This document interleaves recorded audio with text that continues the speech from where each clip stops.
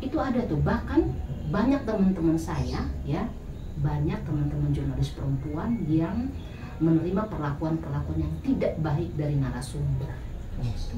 Ya kan, wawancara nanti diajak, yuk wawancara malam yuk, ya kan?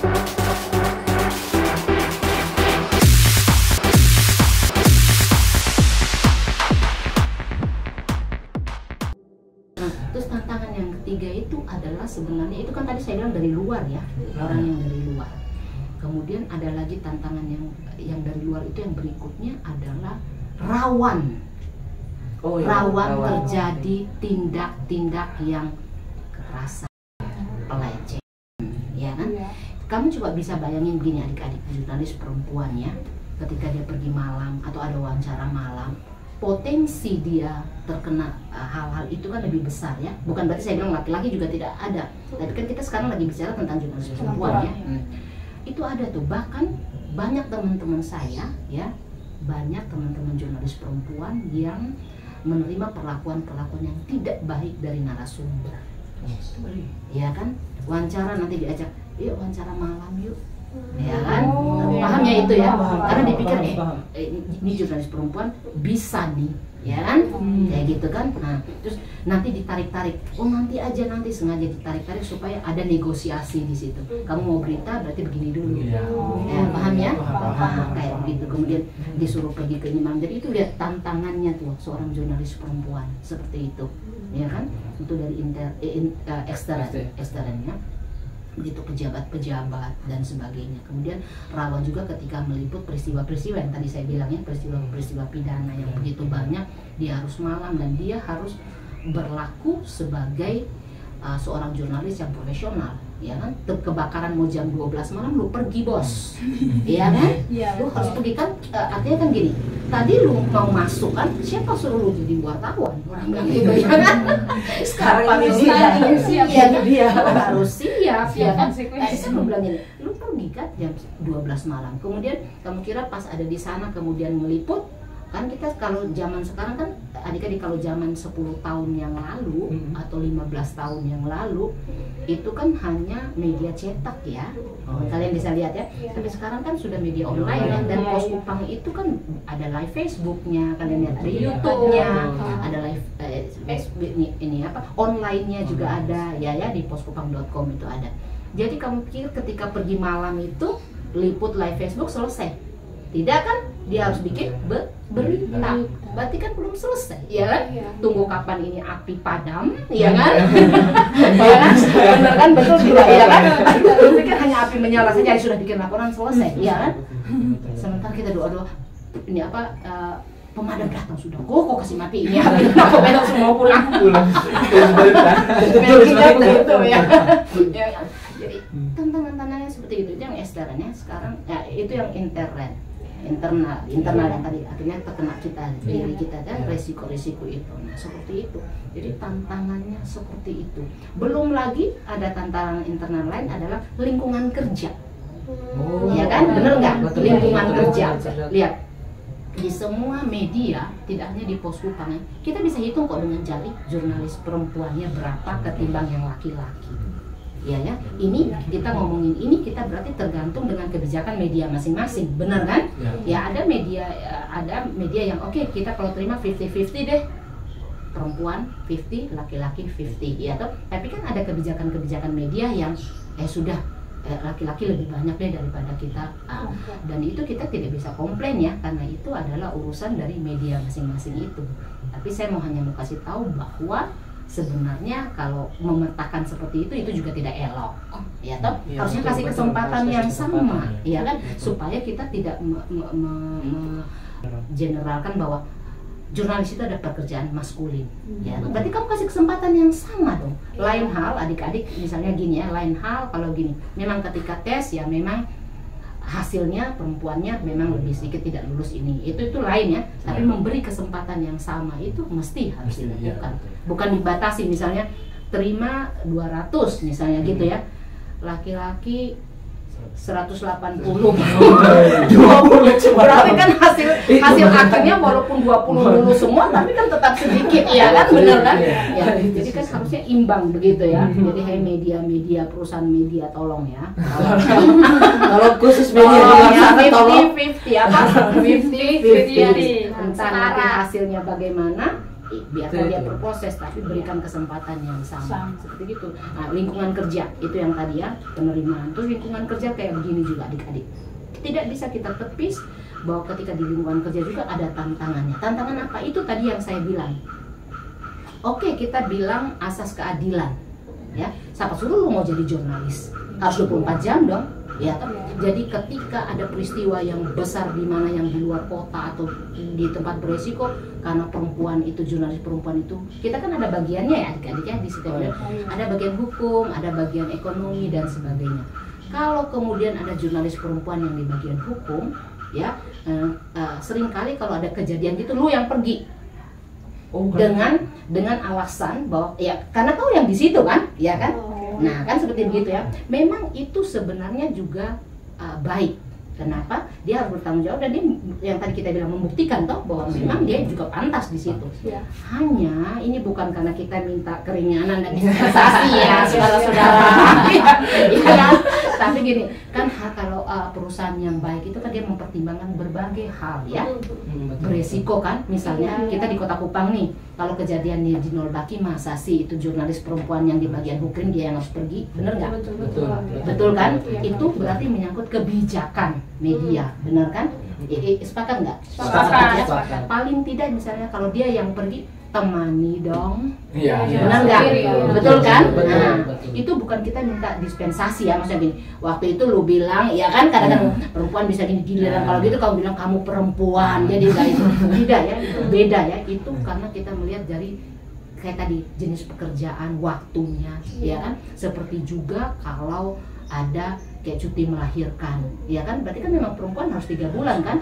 Ya, bukan berarti enak saja kamu perempuan kalau di ini ya kan? Memangnya kalau laki-laki juga mau cuti 3 bulan. Karena perempuan kan memang juga lebih rentan kan? Iya, lebih rentan. Jadi seperti itu tantangannya kayak begitu deh. Iya. Benar kan? Tantangan berat ya? Berat ya? Berat. Tapi kalau seberat-beratnya itu kalau kita passion dan enjoy dan kemudian perusahaan media itu bijaksana, itu nggak berat. Itu bahkan ringan, bahkan kita nggak akan kita tinggal di bener kan? Harus diikuti dengan hal-hal seperti itu deh. Berarti kalau bisa berat semua nih dia tantangan berarti supaya lebih happy sedikit. Nah, memang kita sebagai jurnalis tadi itu memang sengaja ya untuk ngomong yang tantangan dulu. Kayak pemirsa di sana apa sobat Apikers kan ada, mau ya kan? Tapi sekarang saya akan kasih tahu ya. Mau tahu banget spill dong, mau tahu aja. Mau tahu jam begini kalian pulang aja. Bisa nggak bersambung? Oke, sukanya sangat banyak. Lebih banyak sukanya dibanding tantangannya. Sukanya pertama, ya kan? Artinya kita bisa diterima di tempat kerja manapun, ya kan? Artinya tidak ada perbedaan. Ya itu sukanya bahwa ini. Terus kemudian juga kita juga sukanya itu karena kita punya kesempatan yang banyak untuk bertemu orang banyak.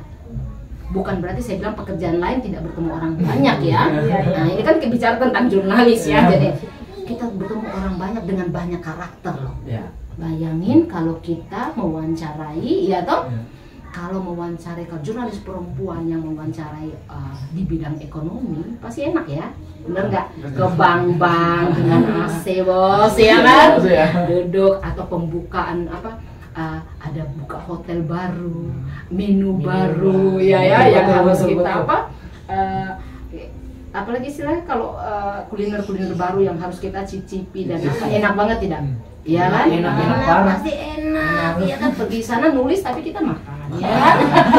Iya ya, tidak panas-panasan tidak ini. Terus kalau misalnya yang di olahraga, coba bayangin kalau di olahraga ada pertandingan pon di mana kita kan ke sana, Kesana. ya kan?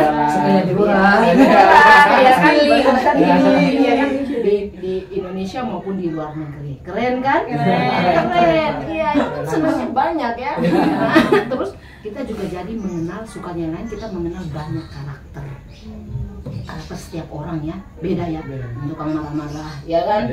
Ini orangnya gini ya, kita kenal banyak orang. Dan terus pertanyaan apa untungnya memangnya kalau kita kenal banyak orang? Dan ingat, kita kenal banyak orang itu kalau di jurnalis itu dia lebih spesifik adik-adik. Kenapa? Kalau di pekerjaan lain mungkin relasi kita tuh hanya ya kan administrasi misalnya, atau potong tanda tangan kalau kita di tempat lain tuh, atau ada kegiatan apa kita kumpul. Tapi kalau bayangin kalau jurnalis perempuan kan dia harus wawancara, Iya. benar kan? Berarti Betul. dia bukan lebih intens ya, menggali itu pembicaraan itu kan lebih banyak ya, ya kan? Berarti kan kita lebih tahu orangnya itu, kita punya link banyak akhirnya kan, Iya. dari kepala dinas, betul tuh, Iya. gubernur, bupati, ya kan, kepala bank, terus apalagi Danrem, bener kan, Iya. Kapolda, bos, ya kan, dan sebagainya. Kemudian juga kamu jangan hanya bilang ngeri-ngeri dan enak, ya toh. Kemudian saya bilang kita juga jadi punya kenalan di mana orang-orang di pasar, penjual, benar kan? Terus kemudian sampai dengan pendorong gerobak, ya kan, sampai dengan penjahat, benar nggak? Ya kan? Betul, Wawancara, ya kan? Dan Dan begitu banyak, dan itu membuat kita matang, benar nggak? Matang, kita punya kepribadian, kita punya pengalaman, ya kita punya kehidupan jadi matang karena begitu banyak kesempatan kita pergi ke sini, dan bukan hanya say hello dan itu tadi saya bilang ya, tapi kita wawancara menggali dia punya kehidupan, akhirnya kita tahu oh susahnya ya orang begini, orang penjual plastik atau apa anak-anak di pasar ya toh, susah ya kalau nanganin kasus ini, oh gini ya kalau orang yang kena tindak pidana jahat ternyata dia punya kehidupan begini, atau korban pelecehan apa, oh begini ya, matang nggak kita? Matang kan? Betul. Begitu banyak kita tahu orang punya masalah ya, terus kemudian begitu banyak kita tahu orang juga punya kebahagiaan, ya kan? Kalau masalah itu kan berarti yang tindak pidana kan? Yang kebahagiaan itu yang tadi saya bilang kan, bahwa ada apa? Begitu banyak, jadi begitu bercampur aduknya kita punya kita tahu itu, maksudnya kita punya pengalaman begitu banyak hal. Ya kan, teman juga akhirnya banyak di mana-mana, gitu kan? Jadi jangan di mana-mana. Ini ya kan, jadi bukan hanya juga bisa presiden ya kan. Hai bro, coba kalau orang biasa hai bro, angkat ya kan. Kapolda Danrem ya kan, dan tes cos penjahat juga akhirnya kalau dia sudah sadar kan, ya kan. Jadi kenalannya gitu dari yang baik sampai yang tidak baik, dari yang statusnya status ekonominya ini sampai ini ya kan, dari status sosialnya ini sampai, jadi begitu kayanya seorang jurnalis, ya kan? Iya. Tertarik. Aduh, kayaknya Agak sobat tadi juga kayaknya banyak pasti yang tertarik. harusnya tertarik setelah Harusnya mendengar ini. tertarik. Iya, Walaupun ada sukanya. tantangan tapi dia suka.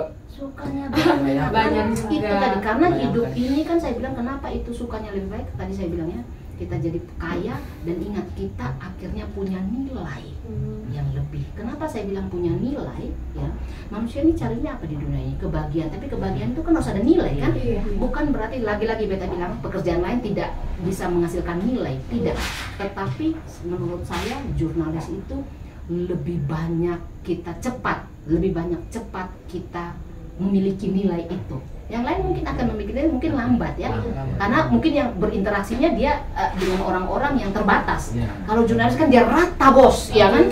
Dia rata, jadi nilainya itu kita dapat lebih cepat, kita lebih cepat matang, ya kan? Nilai hidupnya itu kita banyak, kita jadi tahu ketika orang ditimpa masalah, kemudian dia harus bagaimana, dan akhirnya di situ kita bersyukur saya tidak seperti itu. Jadi kita tetap bersyukur kan. Kalau misalnya kita lihat orang yang baik akan motivasi, aduh saya juga nanti akan seperti itu dengan cara saya sendiri lain. Jadi begitu banyak hal ya. Seru sekali ya. Hanya lebih seru lihat di sini, ini belum ada yang terkurang. Mungkin bisa sambil. Saya rasa kita baru mulai tapi ini sudah habis. Seru, jadi jadinya banyak belajar juga Kak Fem.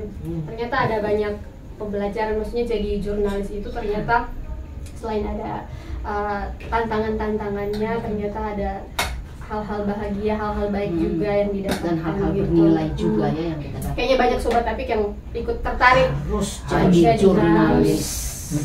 Kan Novem, selanjutnya kakak mungkin ada harapan dari Kak Novem sendiri yang mau disampaikan untuk para jurnalis perempuan nih, atau mungkin sobat Apik yang mungkin baru berniat untuk mau terjun ke dunia jurnalisme. Kak Novem mungkin ada harapan-harapan atau saran, Tips-tipsnya tips-tips gitu ya. di saat Bayangkan jangan sampai kamu jurnalis perempuan akhirnya merusak orang rumah tangga sayang. Ya kan?